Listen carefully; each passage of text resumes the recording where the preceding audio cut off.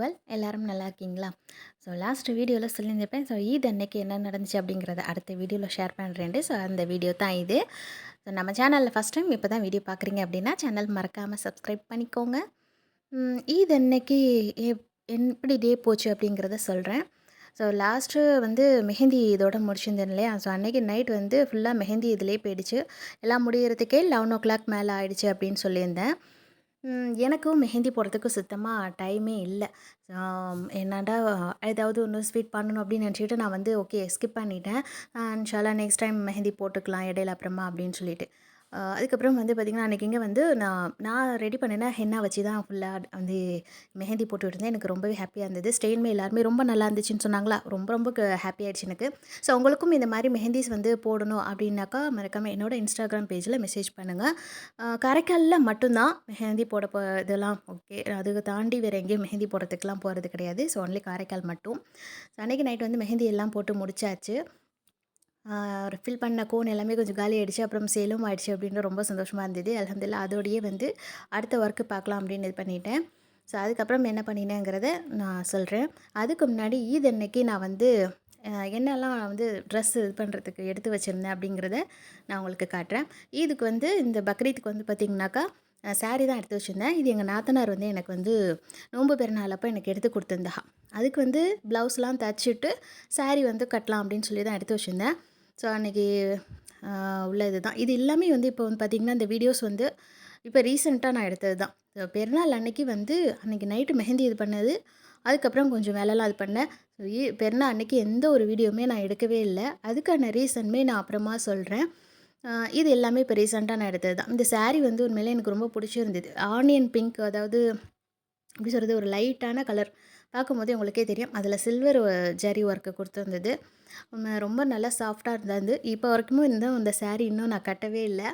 ப்ளவுஸ்லாம் தைச்சிட்டு அரஃபாவுடைய இது இல்லையா? ஸோ நம்ம வந்து அப்போங்க நகம் கட் பண்ண மாட்டோம். ஊக்கு தைக்கிறது அது இதுன்னு எதுவுமே இது பண்ண மாட்டோம்.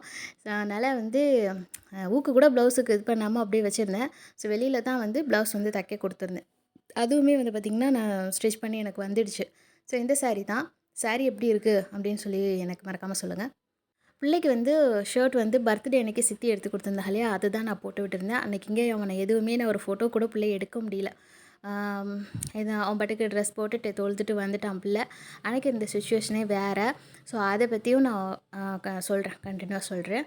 ஸோ சாரீ இது தான். அடுத்ததாக வந்து விளக்கு மாதிரி நான் என்னோடய அபாயாஸ் வந்து ஆர்டர் பண்ணுவேன் இல்லையா? நம்ம ரிஸ்க் ஃபேஷன் வேர்ல்டில் அவங்கள்ட்ட தான் நான் வந்து அபாயா இந்த தடவையுமே சொல்லியிருந்தேன். க்ரே கலர் அபாயா தான் ஃபஸ்ட்டு நான் வந்து சூஸ் பண்ணியிருந்தேன். ஓகே, க்ரே கலரில் அபாயா எடுக்கலாம் அப்படின்ட்டு. பட் அது அவைலபிள் இல்லை. நான் செலக்ட் பண்ணி சூஸ் பண்ணி அவங்கள்ட்ட கேட்டது அப்போ அங்கே அவைலபிள் இல்லை. ஸோ அதனால் ஆலிவ் க்ரீனில் வந்து அபாயா வந்து அவங்க கிட்ட ஆர்டர் கொடுத்துருந்தேன். அல்ஹம்துலில்லாஹ் அதுவுமே எனக்கு ரிசீவ் ஆகிடுச்சு. பெருநாள் அன்னைக்கு எல்லாமே போட்டுக்கலாம் அப்படின்னு தான் இது பண்ணிச்சு. அதுவுமே வந்துடுச்சு. இதுக்கு வந்து பார்த்திங்கன்னா பிளாக் கலரு ஷாலும் எதுவும் இந்த இதுவும் வந்துடுது. சைஸ் வந்து ஓகே. எல்லாமே வந்து எனக்கு நான் எப்படி எந்த இது மாடல் பார்த்து கொடுத்துருந்தோனோ அதே மாதிரி வந்தது. இது கஸ்டமைஸ் ஒர்க்கா அப்படின்னு சொல்லியிருந்தாங்க அபாயா அப்படின்ட்டு. இதில் வந்து எதுக்கு குட்டி குட்டி ஃப்ளீட்ஸ் வச்சு அதில் வந்து ஸ்டோன் ஒர்க்கு கொடுத்துருந்தாங்க. இப்போ நம்ம ஹிஜாப்ஸில் எல்லாமே வந்து வருது இல்லையா? ஸ்டோன் ஒர்க்ஸு ஸ்டிச் பண்ணி அதே மாதிரி அபாயாலையுமே அது ஸ்டோன் ஒர்க் வந்து ஸ்டிச் பண்ணி வந்திருந்தது. இது வந்து இந்த எதுக்க இப்படி ஃப்ரீவெல் மாதிரி வச்சு அதில் ஒர்க்கும் அதே மாதிரி கையிலையுமே அந்த ஹேண்ட் கஃப் இருக்குல்ல அதுலேயுமே இருந்தது. பின்னாடி வந்து ஜிப் மாடல் கொஞ்சம் க்ளோஸ் நெக்காக தான் இருந்தது. ஓகே, நம்மளுக்கு வந்து ஷார்ட் நெக்காக இருக்கே, க்ளோஸ் நெக்கு எடுக்குமா அப்படின்னு நினச்சி தான் ஆர்டர் கொடுத்துருந்தேன். அல்ஹம்துலில்லாஹ் பரவாயில்ல, நல்லதாக தான் இருந்தது எனக்கு. கையிலுமே இந்த மாதிரி ஒர்க்கு தான். ஸோ இந்த சாரீ அண்ட் இந்த அபாயா தான் நான் வந்து பெருநாக்காக ஆர்டர் கொடுத்து எடுத்து வச்சுருந்தது. ஸோ எப்படி இருக்குது அப்படின்ட்டு சொல்லுங்கள். போன வருஷம் ஹஜ் பெருநாள்லேருந்து ஸ்டார்ட் பண்ணி இந்த ஹஜ் பெருநாள் வரைக்குமே நான் வந்து ரிஸ்க் ஃபேஷன் வேர்ல்டு அவங்கள்ட்ட தான் நான் வந்து அபாயாஸ் வந்து வாங்கிட்டு இருக்கேன். அவங்க வந்து நம்ம எப்படி இது பண்ணுறோமோ அதே மாதிரி சொல்லிவிடுவாங்க. நம்ம வந்து சும்மா சும்மா என்ன சிஸ்டர் இன்னும் வரலையா அப்படின்னு கேட்டால் கூட அதுக்குமே அவங்க கோவப்படாமல் நம்ம டிஸ்டர்ப் பண்ணுறோன்னு கூட இல்லாமல் பொறுமையாக பதில் சொல்லுவாங்க. ஸோ அதுலேயே எனக்கு ரொம்ப பிடிக்கும். ஸோ நான் எப்படி கேட்டேனோ அதே மாதிரி எனக்கு அபாயமே எப்போவுமே ரிசீவ் ஆகிருக்கு அல்ஹம்துலில்லாஹ். ஸோ அதனால் நான் எப்போவுமே அவங்கள்ட்ட தான் அபாயாஸ் வாங்குவேன். இப்ப என்ன அன்னைக்கு எடுத்திருந்த இந்த புடவையுமே சரி, இந்த அபாயாவுமே சரி, இன்னும் நான் வந்து உடுத்திக்கவே இல்ல. ஓகே இன்ஷால்லா அடுத்தடுத்து எங்கேயாவது ஒரு ஃபங்ஷனுக்கு போறப்ப உடுத்திக்கலாம் அப்படின்னு சொல்லிட்டு எடுத்து வச்சுட்டேன். எனக்கு உண்மையிலேயே இந்த ஸ்டோன் ஒர்க் வந்து பார்த்திங்கன்னா, எனக்கு ரொம்ப பிடிச்சிருந்தது. அந்த குட்டி குட்டி பீட்ஸ் இருக்கு இல்லையா? ஸோ அந்த புர்கா கலருக்கு வச்சு அதுவுமே பார்க்கறதுக்கு ரொம்ப நல்லா இருந்தது. எப்போ இந்த அபாயா வந்து வெளியில போட்டுட்டு போவோம் அப்படிங்கிற மாதிரி ஒரு ஆர்வத்தோடவே இருக்கேன். இன்ஷால்லா அல்லாஹ்வுடைய இது எப்போ நான் அபாயா இது பண்ணுறேனோ கண்டிப்பாக அது உங்களுக்கு நான் வீடியோ இது பண்ணுறேன். எப்படி இருக்குது அப்படின்ட்டு மறக்காமல் சொல்லுங்கள். உங்களுக்கு வந்து ரிஸ்க் ஃபேஷன் அவங்களோட இன்ஸ்டா லிங்க்குமே நான் டிஸ்கிரிப்ஷனில் கொடுக்குறேன். அவங்கக்கிட்ட நான் அபாயாஸ், ஹிஜாப்ஸ் எல்லாமே ரொம்ப நல்லாயிருக்கும். கண்டிப்பாக செக் பண்ணி பாருங்கள். இந்த அபாயாக்கு வந்து நான் டியாரா ஒன்று ஆர்டர் கொடுத்தேன் இல்லையா? ஸோ அது வந்து போட்டுக்கலாம் அப்படின்னு சொல்லி தான் எடுத்து வச்சுருந்தேன். அதுவுமே சேர்த்து நான் இது பண்ணணும். இன்ஷால்லா அப்புறமா உங்களுக்கு சொல்கிறேன். ஸோ அன்னைக்கு பெருநாள் அன்னைக்கு முதல் நாள் நைட்டு அதாவது மெஹந்திலாம் முடிச்சுட்டு வந்து பார்த்திங்கன்னா, கடற்பாசி கொஞ்சம் காய்ச்சி வைக்கலாம் அப்படின்னு சொல்லிட்டு கடற்பாசி காய்ச்சறதுக்கு பண்ணிவிட்டு கொதிக்க வச்சுட்டேன். அதுக்கப்புறம் கூவ பண்ணலான்னு பார்த்தா சுத்தமாக டைம் இல்ல. அதுக்கப்புறம் எதுவுமே பண்ண முடியல. நான் கடப்பாசிலாம் காய்ச்சும்போது இப்போ வந்து ஒரு 11:30க்கு மேலே ஒரு 12:00 இருக்கும்னு நினைக்கிறேன். அதை கரைச்சி இது பண்ணிவிட்டு ஃபுட் கலர் லேசானது தான் அது பண்ணேன். வேறு எதுவும் ஃப்ளேவர் ஏதாவது ஜ எப்படி சொல்றது ஃப்ரூட்ஸோட இது பண்ணலான்னு பார்த்தேன். சுத்தமாக டைம் இல்ல.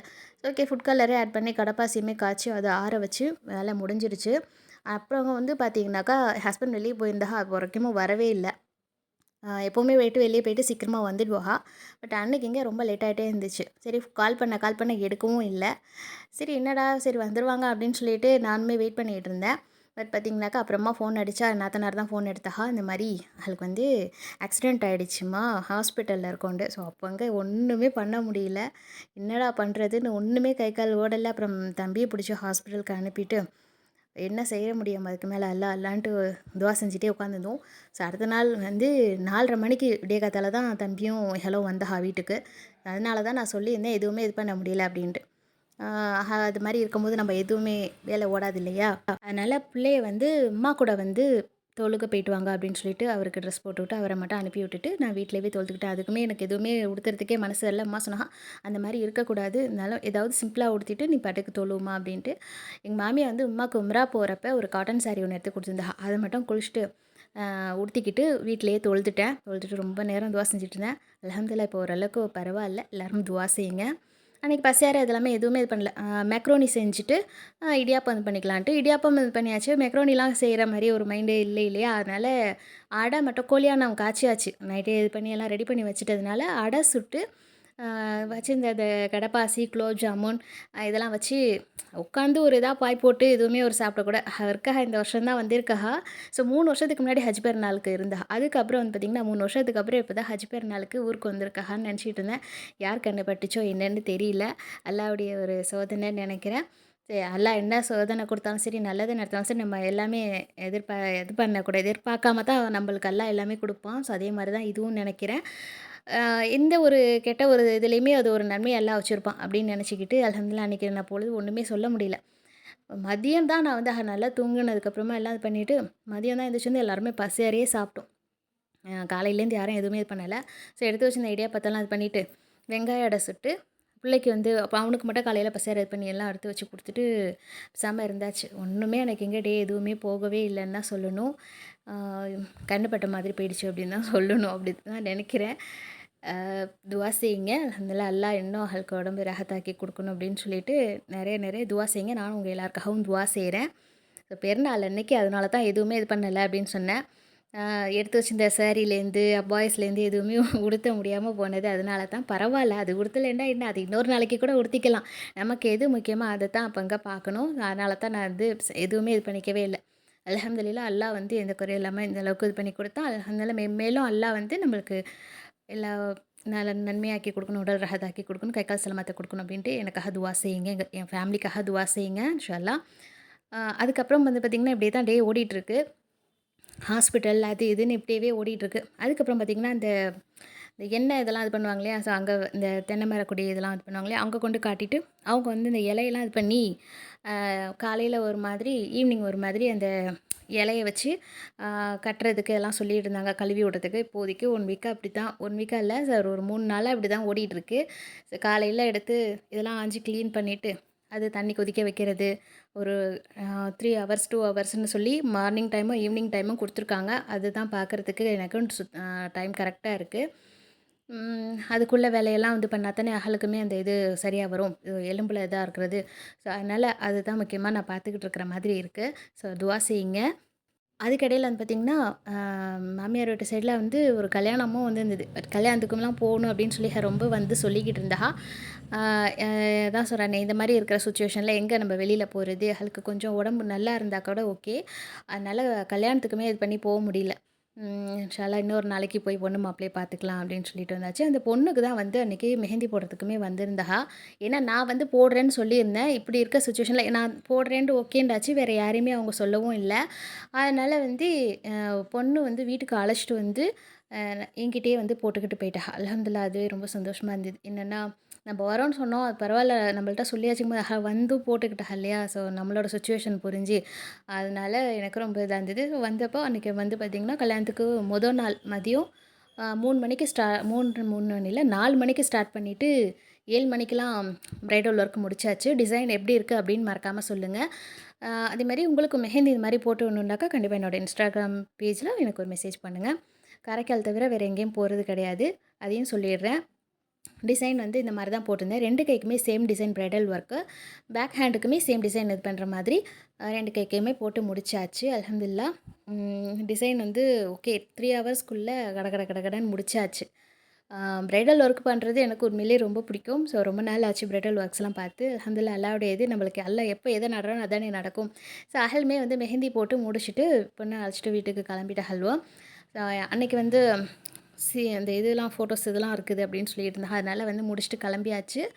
ஸோ நாங்க கல்யாணத்துக்கு தான் போக முடியல. இன்ஷா அல்லாஹ் இன்னொரு நாளைக்கு போய் பார்க்கணும். ஸோ வீடியோ வந்து உங்களுக்கும் கண்டிப்பாக பிடிச்சிருக்கும் அப்படின்னு நினைக்கிறேன். இது அன்னைக்கு எங்களுடைய நாள் இப்படி தான் போணுச்சு. ஸோ வீடியோ பிடிச்சிருக்கு அப்படின்னா மறக்காம லைக் பண்ணுங்க. சப்ஸ்கிரைப் பண்ணிக்கோங்க. உங்க ஃப்ரெண்ட்ஸ் அண்ட் ஃபேமிலிக்கும் வீடியோஸை ஷேர் பண்ணுங்க. தொடர்ந்து சப்போர்ட் பண்ற எல்லா ஃப்ரெண்ட்ஸுக்குமே தேங்க் யூ. அடுத்த வீடியோல பார்க்கலாம். அஸ்ஸலாமு அலைக்கும்.